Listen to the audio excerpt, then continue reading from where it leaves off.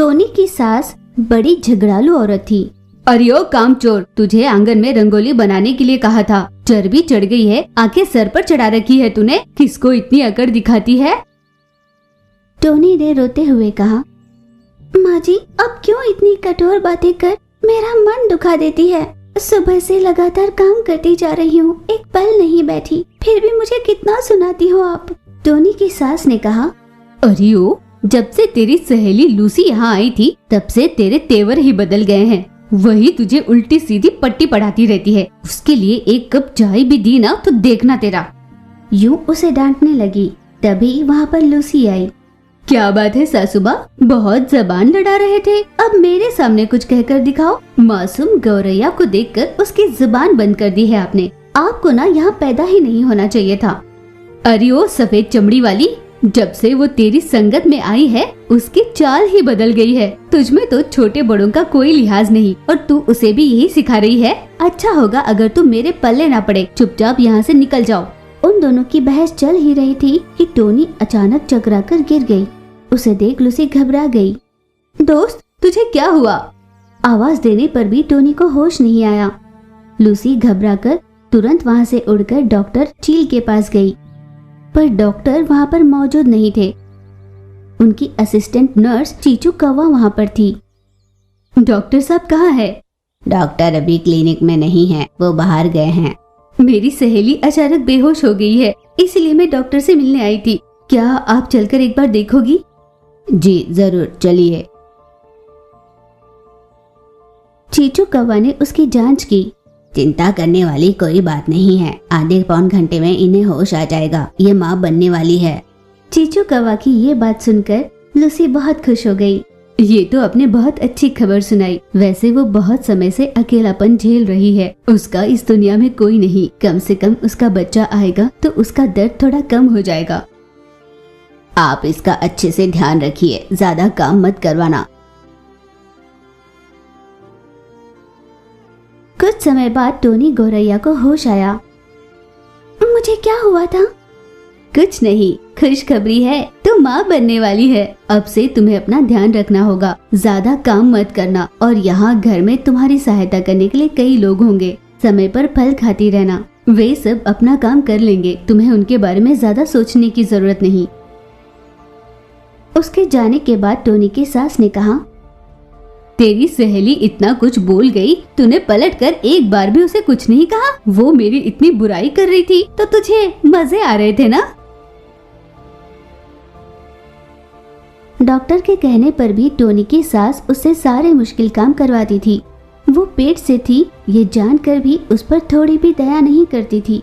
Tony हर रोज रोती थी, उसका पति कब वापस लौटेगा और उसकी जिंदगी में खुशियाँ कब आएंगी, इसी का इंतजार किया करती थी। दिन बीतते चले गए पर उसका पति वापस नहीं आया। सास की प्रताड़ना दिन ब दिन बढ़ती जा रही थी। एक दिन कमजोरी के चलते टोनी आराम कर रही थी, तभी उसकी ननंद छोटू तोता वहाँ पर आई। अपनी बेटी को वहाँ पर देखकर सास ने कहा, आय हाय मेरी रानी बिटिया, आ गई तू। रास्ते में तुझे कोई तकलीफ तो नहीं हुई ना? नहीं माँ, कोई तकलीफ नहीं। वैसे पापा, भैया और भाभी कहाँ पर है? तुम्हारे पापा और भैया तो काम से बाहर गए हैं और तुम्हारी भाभी महारानी की तरह सो रही है। माँ, क्यों तुम हमेशा भाभी को ऐसे डांटती हो? वैसे कोई खास वजह है? हाँ वजह तो है, जा सो रही है ना, उसे ही पूछ ले। वो खुशी खुशी भीतर गई। भाभी, भाभी, यूँ उसने आवाज लगाई। टोनी बहुत कमजोर दिखाई दे रही थी। भाभी क्या हुआ है तुम्हें? ऐसी हालत क्यों है? टोनी बड़े ही धीमी आवाज में, अरे तुम कैसी हो, कब आई? रास्ते में तुम्हें तकलीफ नहीं हुई ना? भाभी मैं कुछ पूछ रही हूँ, आप कुछ कह रहे हो। बताओ ना क्या हुआ तुम्हें? ऐसे कमजोर क्यों लग रही हो? माँ तुम्हारा ध्यान तो रखती है ना? ये कहते हुए चिल्लाकर उसने माँ को आवाज दी। माँ, क्यों तुम हमेशा भाभी को इतना सताती हो? उस बेचारी ने तुम्हारा क्या बिगाड़ा है? वो भर पेट खा रही है, आराम कर रही है, अच्छे से तो रह रही है, ऐसे गुस्से से कह दिया। कुछ दिन रहकर छोटू तोता वहाँ से चली गई। टोनी की जिंदगी में फिर से तकलीफों का पहाड़ टूटा। आने जाने वाले हर किसी के सामने तो मेरी बुराई कर रही है ना, मुझे सबके सामने झगड़ालू साबित कर रही है ना। मैं तुझे जान से मार दूंगी और मेरे बेटे की कहीं और शादी कर लूंगी। कह दूंगी कि तू कहीं चली गई है। सासू माँ, आप क्यों मेरी जान लेने पर तुली है? आखिर मैंने किया क्या है? मुझ पर इतने जुल्म ढाने से पहले ये तो सोच लेती कि मैं पेट से हूँ। जुल्म करना नहीं, तेरी जान ले लूंगी मैं अब। फिर उस निर्दयी सास ने अपने बहू के हाथ पैर बांध दिए, उसके लिए एक खड्डा खोदा, उस खड्डे में उसे सुलाकर उस पर मिट्टी डाल रही थी।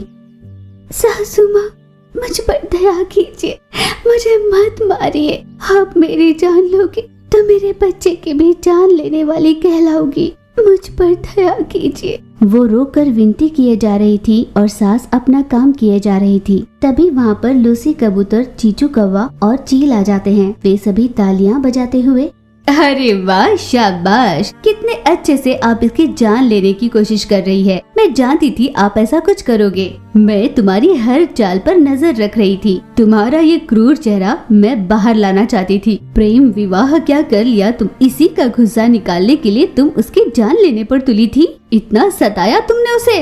सास बिना कुछ कहे चुपचाप वहाँ से चली गई। सही समय पर सभी का वहाँ पर आकर टोनी की जान बचाने पर उसने सभी का आभार माना। उन तीनों ने टोनी को हिम्मत से काम लेने की सलाह दी और वहां से चले गए। टोनी की सास वापस नहीं लौटी।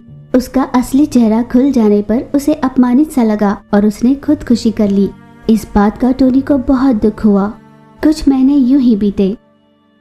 टोनी ने बच्चे को जन्म दिया।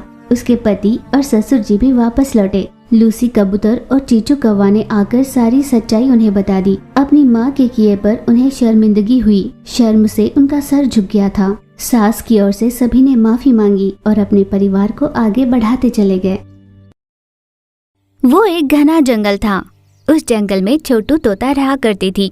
छोटू तोता को अपने 2 बच्चों को संभालना बहुत मुश्किल लग रहा था, इसलिए वो एक दिन उन्हें छोड़कर चली गई। तोता के दोनों बच्चे असहाय थे और वो रोते हुए बोले, लगता है माँ रास्ता भटक गई। माँ, तुम कहाँ चली गई माँ? यूं वो दोनों मासूम बच्चे रोए जा रहे थे। वे दोनों वहां से बाहर उड़ना चाहते थे, पर उन दोनों के अभी पंख नहीं निकल आए थे, इसलिए वो उड़ नहीं पाए। उन दोनों को बहुत भूख लगी थी। कुछ दिनों के बाद उनके पास लूसी कबूतर और टोनी गौरैया आए। बच्चों, इतनी सुबह सुबह तुम्हारी माँ कहाँ गई? आज सुबह नहीं, माँ कल सुबह चली गई थी, अभी तक नहीं लौटी। यूं वो रोए जा रहे थे। ये क्या? कल सुबह तो तुम्हारी माँ मुझसे मिली थी। हाँ, वो कल ही तो हमसे बात करने आई थी। उसके साथ कहीं कुछ बुरा तो नहीं हुआ होगा ना जाने वो क्यों नहीं लौटी। इस तरह वे बातें कर रहे थे। माँ को कुछ हुआ तो नहीं ना? उस पर धीरज देते हुए कहा, माँ को कुछ नहीं हुआ होगा, हम उसका पता लगाते हैं। तुमने कुछ खाया? जवाब में उन्होंने जब ना कहा तो उनके खाने के लिए कुछ दाने दिए गए। छोटू के नन्हे बच्चों ने दाना खाया और कुछ देर के लिए आराम करने लगे। लूसी और टोनी छोटू तोता की तलाश में बाहर निकले। यूं जब वो उसे ढूंढ रहे थे, कहीं उन्हें छोटू तोता दिखाई दी। क्या हुआ दोस्त, तुम अपने बच्चों को छोड़कर यहाँ क्या कर रही हो? मैं अपने बच्चों का भार नहीं उठा सकती। मेरे पति मुझे छोड़कर चले गए। मैं अब बच्चों की जिम्मेदारी अकेली नहीं उठा सकती, इसलिए मैं उन्हें छोड़ आई हूँ। एक माँ के स्थान पर रहकर तुम ऐसा करोगी, ये मुझे बिल्कुल अच्छा नहीं लगा। सुख हो या दुख, हम हमारे बच्चों को भला कैसे छोड़ सकते हैं? तोता को बहुत गुस्सा आया। मुझे तुम्हारे सलाह की कोई जरूरत नहीं है, मुझे अकेला छोड़ दो। ये कहकर तोता वहाँ से उड़ चली। टोनी और लूसी बात कर रहे थे। ये ऐसा क्यों कर रही है? इसके बच्चों का क्या होगा? ये सोचकर दोनों उदास हुए और वहाँ से उड़ चले। उस दिन से टोनी और लूसी छोटू के बच्चों को आहार पहुँचाया करते। कभी कभी उन्हें आहार नहीं मिलता, फिर भी वो भूखे पेट सो जाया करते। एक दिन वो बहुत भूखे थे, तभी चीचू कौवा वहाँ पर एक रोटी लेकर आई। चूंकि दोनों बहुत भूखे थे, ये रोटी मुझे चाहिए, मुझे बहुत भूख लगी है। नहीं, मुझे तुमसे ज्यादा भूख लगी है। अगर मैं नहीं खाऊंगी तो मर जाऊंगी। मुझे दे दो। यूँ दोनों भूख के मारे रोटी को छीनने लगते हैं। उन्हें यूँ लड़ता हुआ देख चीचू कौवे ने कहा, बच्चों तुम इस तरह मत लड़ो। मैं इस रोटी को समान भाग में बांट कर देती हूँ, और ये बस भी ना हो तो मैं और लेकर आऊंगी। ये कहकर जैसे ही कौवा उस रोटी को 2 भाग में काटने वाली थी, इतने में चील आकर उस रोटी को लेकर उड़ गई। ये देखकर कौवा चौंक गई। वो दोनों बच्चे भी बहुत उदास हुए। इस चील को तो थोड़ी भी दया नहीं, मुंह का निवाला भी छीन ले गई। यूं गुस्से से चील की ओर देखते हुए कहने लगी। उन नन्हों को धीरज देकर बोली, बच्चों तुम चिंता मत करो, मैं तुम्हारे लिए एक और लेकर आती हूँ। ये कहकर कौवा एक और रोटी लेकर वहाँ पर आई, पर इतने में फिर से चील आई और रोटी छीन कर ले गई। इस पर कौवा ने गुस्से से कहा, अरे ओ चील, तुम में थोड़ी भी अकल है? बच्चों के मुंह से निवाला छीन कर ले गई। ये तुम क्या कह रही हो? अकल है तभी तो मैंने उन्हें छोड़ दिया और उनसे रोटी छीन ली। अब ये तुम तय करो कि तुम्हें आहार चाहिए या इन मासूमों की जान। समझी मैंने क्या कहा? चील के ऐसा कहने पर कौवा कुछ न कह पाई। चील जोर जोर से हंसती हुई वहाँ से चली गई। उसी समय लूसी कबूतर और टोनी गौरैया भी वहाँ पर आए। दोस्त, मैंने नहीं सोचा था कि इन नन्हों की जिंदगी ऐसी हो जाएगी। इन्हें छोड़कर इनकी माँ तो चली गई, पर अपनी जिंदगी अच्छे से गुजार रही है। हम जब भी बन पड़ता है इनकी भूख मिटाते हैं। इस चील के डर से हम यहाँ नहीं आ पा रहे हैं। कहीं हमारे बच्चों को कोई अपाय न हो, इसलिए घोंसले के पास ही रह रहे हैं। ऐसे वो दुखी होकर कहने लगी, दोस्त अगर तुम बुरा न मानो तो क्या मैं इन दोनों को अपने साथ ले जाऊं? ये दोनों हमारे बच्चों के साथ अच्छे से रह लेंगे। भला हमें दिक्कत क्यों होगी? तुम्हारे पति नहीं है ना, तो तुम इन्हें ले जा सकती हो, पर हमारे पति इन दोनों को स्वीकार नहीं करेंगे, इसलिए हम इन दोनों को नहीं ले जा पाए। तुम इन्हें ले जाओ और पुण्य कमाओ। कौवा ने उनकी बात मानी और उन दोनों पंछियों को लेकर अपने घोंसले पर पहुंची। कुछ दिनों बाद छोटू तोता कौवा के पास आई। अब क्यों आई हो दोस्त? तुम्हारे बच्चे जिंदा हैं या मर गए, ये देखने आई हो क्या? मुझे माफ कर दो दोस्त। मेरे बच्चों से दूर होने के लिए मेरे पास एक वजह है। कोई माँ अपने बच्चों से दूर नहीं होना चाहती। ऐसी क्या वजह है दोस्त, बोलो। मेरी सेहत बिल्कुल ठीक नहीं है। मुझे खून की उल्टियाँ हो रही है। मैं अपना इलाज कराने चील के पास गई थी। चील ने मेरा इलाज किया और कहा कि मैं ज्यादा दिन तक जिंदा नहीं रहूंगी। बच्चों को अगर मुझसे ज्यादा लगाव हो जाता तो वो मुझसे दूर नहीं रह पाते। इसीलिए उन दोनों को मुझसे नफरत हो, इसलिए मैं छोड़कर चली गई। दिन ब दिन मेरी सेहत बिगड़ती जा रही है। मेरे बच्चों को मेरी असलियत ना पता चले, इसलिए मैं दूर रह रही हूँ। टोनी और गौरैया से मैं बार बार कह रही हूँ कि मेरे बच्चों से मेरी बुराई करते रहें। वैसे भी उनके बताने या ना बताने पर भी मेरे बच्चों ने ये जान लिया कि मैं एक कठोर माँ हूँ। मैं भी यही चाहती थी। यूं दुखी होकर वो रोते हुए कहने लगी, दुखी मत हो दोस्त, तुम्हारे साथ ये सब कुछ हुआ इसका मुझे बहुत खेद है, पर सच ये है कि तुम्हारे बच्चे तुमसे नफरत नहीं करते। वे दोनों बहुत अच्छे हैं, तुम गलत सोच रही हो।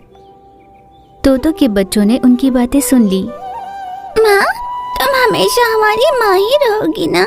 हमने तुम्हें कभी गलत नहीं समझा। हमें छोड़ के मत जाओ माँ। ये कहते हुए दोनों बच्चे रोए जा रहे थे। माँ की भी आंखें भर आई। उसने अपने बच्चों को गले से लगाया। माँ का हृदय गदगद हो उठा। उसने वहीं पर अपनी आखिरी सांस ली। माँ के जाने पर बच्चे फूट फूट कर रोने लगे।